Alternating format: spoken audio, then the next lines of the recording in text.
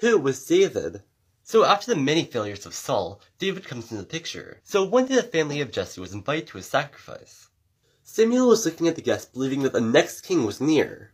The Lord reminds Samuel that he must look at the heart of the person, not the appearance or the height or the strength, that kind of thing. Samuel goes for the people of the sacrifice, and all of them don't really meet up to his standards. But, as mentioned previously, Samuel believes that the next king is near, but none of these guys exactly fit up to his standards. So Samuel goes to Jesse, and he's like, bro, did you not bring anyone out? Do you not have, like, a son here? Because I'm not seeing the person I'm looking for. And Jesse's like, yeah, actually, my youngest son is out with the sheep. So David is not at the sacrifice, he's just simply chilling out with his sheep. Samuel calls for the boy, and he's brought in. David is described as a ruddy with beautiful eyes and a handsome appearance. The Lord tells Samuel he is the one, and they go back to Ramah, which means height.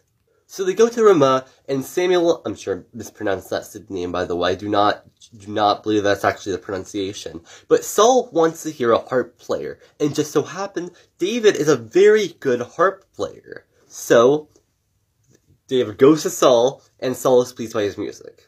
So this is when Goliath comes into the picture. So Goliath of Gath, a major Philistine city, challenges them to bring a fighter. So the Philistines come up in their little camp, and they're like, hey, bring up your most strongest fighter. If they beat me, we will all become your servants. But if I beat you, you have to become our servants. Everyone gets really nervous, because Goliath is like a really big guy. Like, this guy is huge.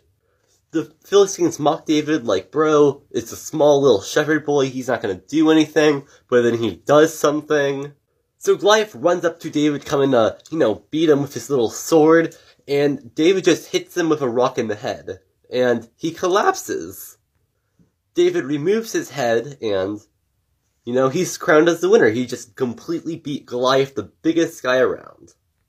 Since David just beat Goliath, the biggest guy around, David becomes very, very popular, and Saul is not happy because Saul wants his popularity. Saul wants to look like that cool guy, but, he's losing his popularity, and David's becoming pretty cool. Saul tries to kill David a few times, but he keeps failing, and then he eventually dies by falling onto his sword. So David becomes king. And I just realized that we ran out of time, but if you want to learn more about David, you can just read this, or you can read 1st and 2nd Samuel. There's a lot about him that I just had to summarize.